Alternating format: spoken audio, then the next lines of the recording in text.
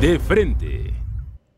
Las piezas en el ajedrez electoral continúan moviéndose. En esta semana Andrés Manuel se reunió con el sector empresarial y eso cambia las cosas. Al parecer ya se limaron asperezas. ¿Cuál será el cambio de cara a las elecciones del 1 de julio? Les doy la bienvenida a este programa de análisis y debate de frente. Soy Magda Bastida y saludo con mucho gusto a Rogelio Navarrete en Zacatecas. Rogelio, ¿cómo estás?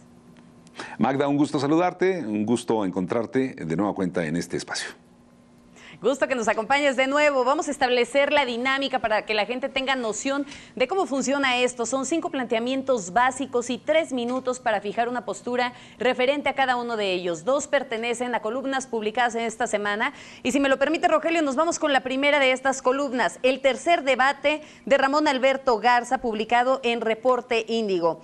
Él en esta columna menciona que por ser el último debate antes de la elección presidencial, pues prácticamente se juega el todo por el todo o de plano nada.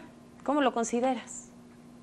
Interesante la lectura que se le da a esta columna de Ramón Alberto Garza. Hace un desglose, un análisis de cada uno de los 4 candidatos, cómo están, cuáles son sus debilidades, cómo lo están atacando, qué ha salido recientemente en el tema mediático, incluso por ahí un posible escándalo con Ricardo Anaya, que sale a la luz pública a través de Radio Fórmula. Pero bueno, lo interesante es que ya en la antesala de este debate 12 de junio, la antesala de las elecciones, la jornada electoral, es que vemos una tendencia, de acuerdo a las encuestas, de acuerdo a los datos duros, una tendencia, pues sin lugar a dudas, favorable para Andrés Manuel López Obrador, sacándole prácticamente el doble de puntos o de ventaja a sus 2 principales rivales, en este caso a Mid y a Ricardo Anaya. ¿Qué puede pasar en este escenario? Estoy de acuerdo con Ramón Alberto en el caso de que se va a atacar de manera tanto mediática como al momento del debate, más Andrés Manuel López Obrador, y aquí puede, de acuerdo a lo que se puede avisorar, es que baje algunos puntos porcentuales. No creo que Andrés Manuel López Obrador vaya a un debate a atacar, lo que tiene que hacer es fortalecerse mediáticamente, contestar de una manera más contundente, porque efectivamente en el debate último, perdón, Magda, pues salió mucho mejor, ¿no? Sí. La realidad es que las elecciones no se definen en un debate. Si bien es cierto, no, claro, el caso de las encuestas son fotografías del momento, difícilmente cambiaría el resultado de una elección. Quizá el posicionamiento de los segundos lugares sí pudiera llegar a cambiar. A mí me llama la atención que él dice que en el caso de Mid, pues no tiene absolutamente nada que perder, pero sí mucho que ganar. Yo realmente lo veo complicado cuando también está muy abajo del segundo lugar. Claro, bueno, en Estados Unidos hubo sí momentos en que un debate fue lo que definió el electorado. Hoy creo que la tendencia está muy marcada. Hay un hartazgo al actual sistema político que nos gobierna. Hay una situación compleja, sintomática en nuestro país que puede darle el triunfo a la oposición, a la alternancia, particularmente a Andrés Manuel López Obrador. Pero lo que sí va a suceder es que va a reacomodarse un poco el ajedrez. Y te comento brevemente, Magda, ¿qué puede suceder? O que toda la maquinaria del poder político en turno opere a favor de estos 2 últimos candidatos, Ricardo Anaya o Mid, para derrocar incluso hasta una posible alianza, o lo que también han dicho algunos especialistas y lo que se maneja entre pasillos es una afectación a la salud del político tabasqueño. Hay que esperar, todavía tengo mis reservas, no dudo que en estos momentos y a lo largo de los próximos días, las próximas horas, incluso en el próximo debate, ya estamos en la antesala de lo que puede ser una alternancia en el poder o particularmente en el gobierno federal.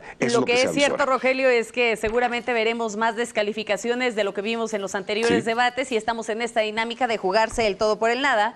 Y pues al final no creo que Andrés Manuel se niegue a ir porque se le estaría negando o se estaría autonegando a la posibilidad de defenderse ante las agresiones de sus adversarios. El cuarto de guerra ahí está y falta definir las estrategias. Una columna más. Una sucesión a fuego cruzado publicada en el Universal y es de José Carreño Carlón. En ella pues menciona prácticamente que no se está hablando de elecciones a fuego cruzado, ojo, se está hablando de un proceso de sucesión al momento de entregar el gobierno que puede estar verdaderamente complicado por muchos factores. Sí, José Carreño, bueno, titula así su columna como una analogía a la cuestión bélica, cuando decimos fuego cruzado, o a veces también cuando nos referimos al fuego amigo, es cuando nosotros podemos afectarnos.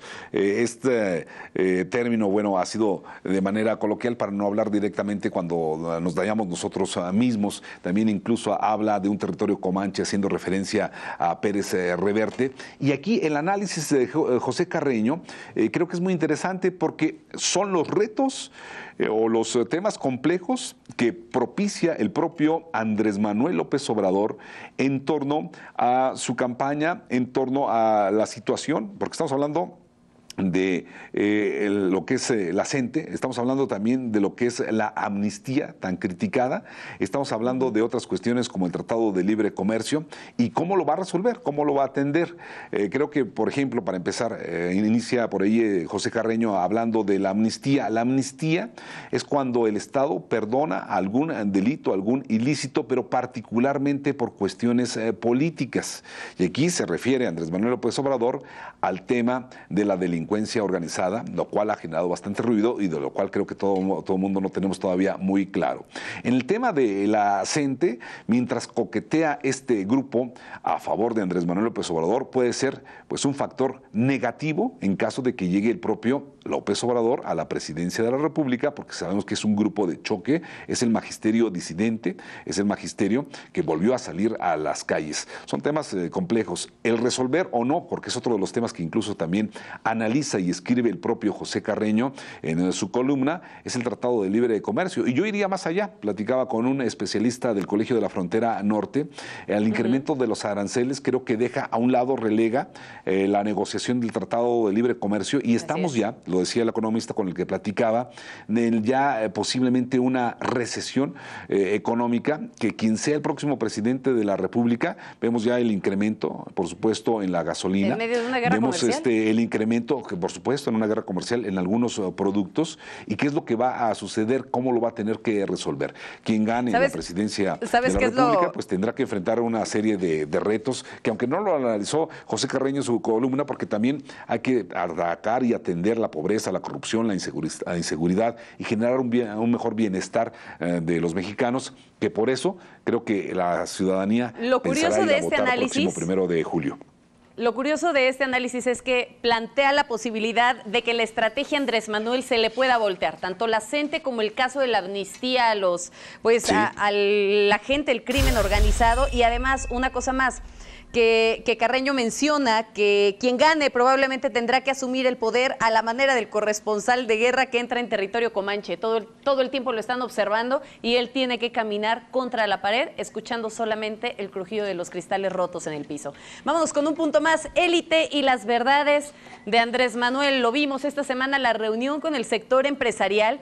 ¿Qué pasa? ¿Ya se limaron asperezas? ¿Ya es el cierre de la estrategia de Andrés Manuel que termina por enganchar todas las piezas pues en este engranaje de cara a las elecciones? Pues yo creo que no va a quedar de otra. Para poder gobernar tienes que tener una alianza positiva, favorable, clara, incluso transparente con cada uno de los sectores. Y Andrés Manuel López Obrador, conocemos de ese discurso a veces agresivo, beligerante y en otras ocasiones muy conciliador. Un mensaje que a veces creo que no, ni yo le creo, porque llega un poco a generar las utopías. Pero a lo largo de la historia, Magda, sabemos que hay una alianza, hay una relación definitiva entre el poder económico y el poder político. También lo ha existido en México y ha tenido razón Andrés Manuel López Obrador en hablar de un grupo de empresarios, una minoría, que se ha beneficiado con el poder en turno. A mí me llama mucho la atención que en la primera ocasión que arremete Andrés Manuel López Obrador contra el sector empresarial, lo hace en la Semana Nacional de Radio y Televisión, y recordemos que de la segunda mitad del siglo XX, pues hubo una alianza de medios de comunicación, de aquellos poderes fácticos con el gobierno en turno por esa conveniencia. Sin embargo, hoy en día lo que tiene que hacer Andrés Manuel López Obrador es generar reglas claras para beneficio de un sector empresarial, pero también para beneficio de la clase trabajadora. También creo que hay un grupo de empresarios que tienen cierto temor, lo hemos visto de manera pública, que han pedido que no se vote por el político tabasqueño, pero ante todo este tipo de situaciones, nosotros como mexicanos, independientemente de cuál sector venimos, la cuestión es generar una alternancia positiva y quien llegue insisto, a la presidencia, pues generar las condiciones de una viabilidad. Porque veo de una alternancia pero fue una estrategia muy clara, Rogelio. Muy complejo en el escenario actual. Sí, Magda. Rogelio, fue una estrategia muy clara porque desde un principio lo vimos marcando agenda con los diferentes temas. Lo que Andrés Manuel quería era que se hablara de él. El voto de la base social ya lo tenía perfectamente bien definido, perfectamente bien claro y seguro.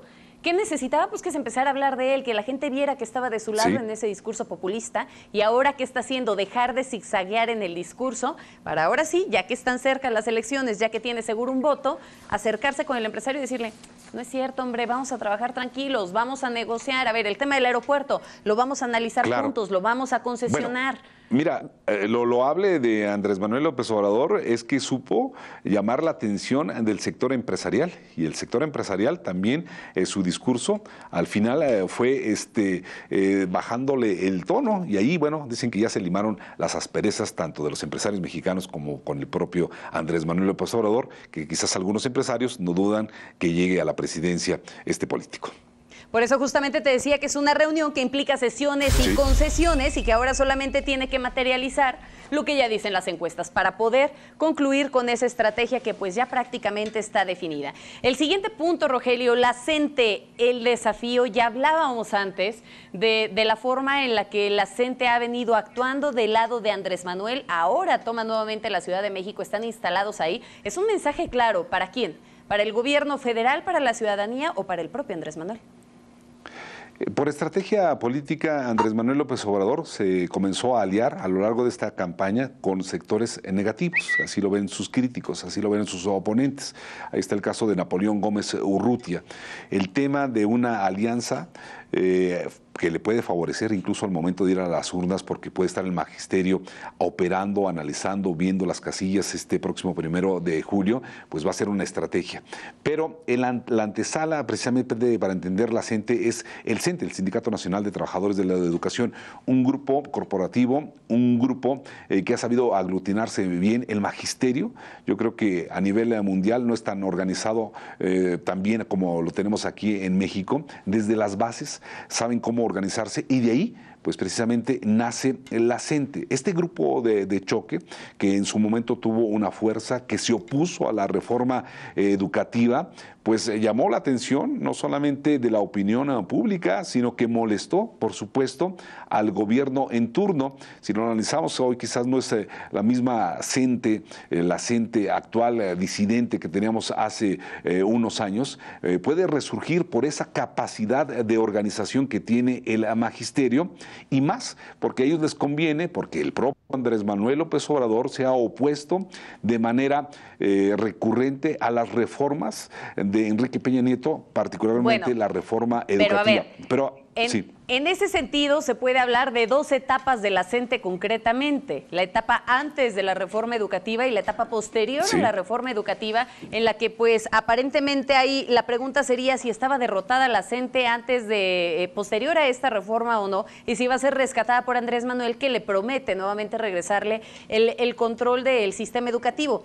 Lo que puede llamar la atención y que sería un tema para preguntarse es si esta estrategia no podría pues volteársele a Andrés Manuel. ¿Por qué, Rogelio? Hay que recordar que en el 2010 Gabino Cue ganó la elección en una alianza PAN-PRD allá en Oaxaca y que al final del día llevaba el respaldo de la CENTE, y luego las cosas se le empezaron a voltear y prácticamente terminó huyendo de la presión magisterial. Te respondo. La cuestión es que imaginemos que llega Andrés Manuel López Obrador a la presidencia, ganan las elecciones, El tema es cómo va a actuar, el tema es si va a continuar apoyando y tratar de echar abajo la reforma educativa, cuestión que veo muy difícil. ¿Por qué razones? Porque esta es una decisión parlamentaria, no es tanto la decisión del propio presidente. Tendrá que tener los votos suficientes para bajar la reforma educativa. Sin embargo, que así como lo marcan las encuestas, todo este tema que apuntas, Magda, la OCDE, pues ya le envió un mensaje de advertencia que le pide al propio Andrés Manuel López Obrador que respete la reforma educativa. Lo que busca el magisterio disidente, sobre todo, es sus afectaciones en el tema salarial, así como el tema económico. Yo no creo que sea tan radical el propio Andrés Manuel López Obrador que vaya a echar abajo la reforma educativa. Se acabó el tiempo en ese sentido, Rogelio, y solamente voy a acotar con una cosa. Sí. Que así como lo marcan las encuestas, tú me decías, no es una decisión que nada más recaiga en el presidente, pero recuerda que de acuerdo a las encuestas, también Morena tiene ahí un amplio número de curules aseguradas. Sí. Eso nos lleva a un punto más y dejando de lado la situación pues del magisterio, Ayotzinapa. Es una verdad histórica. ¿Y qué va a pasar con todo esto, Rogelio? Con todo esto que ya hemos creído durante pues más de 3 años. Sí, este tema es complejo, es importante y debemos de analizarlo a fondo por la cuestión de que se genera un precedente legal al interior del sistema penal o judicial de nuestro Estado.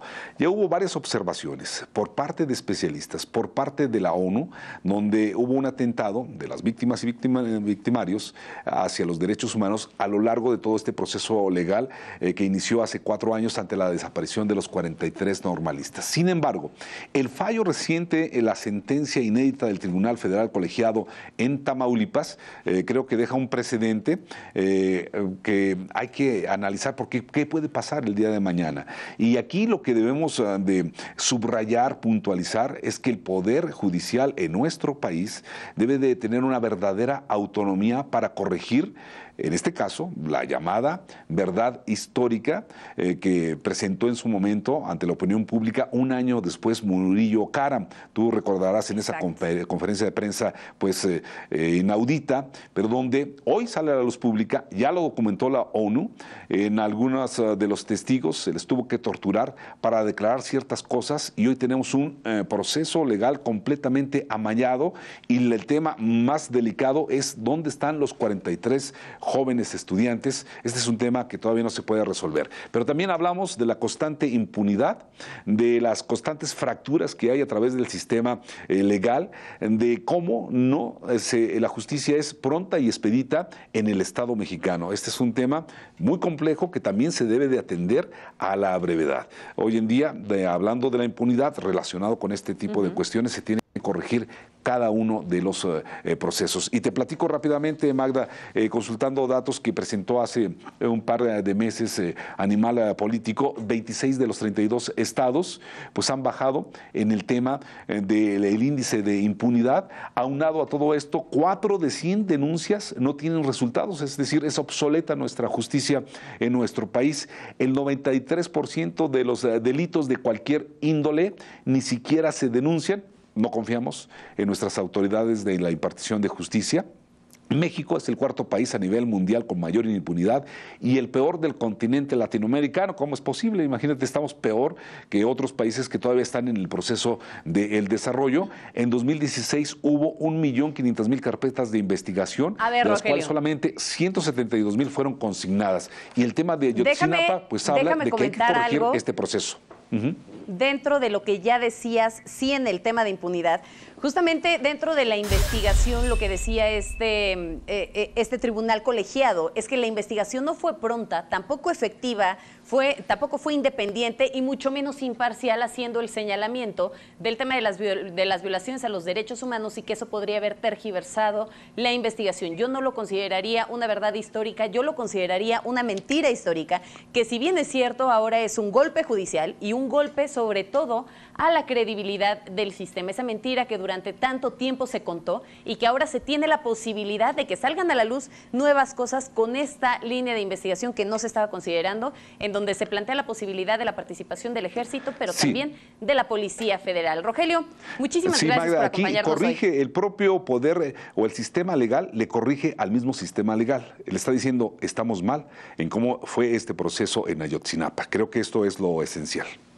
Así es. Muchísimas gracias, Rogelio, por acompañarnos hoy. Gracias, Magda. Un gusto saludarte.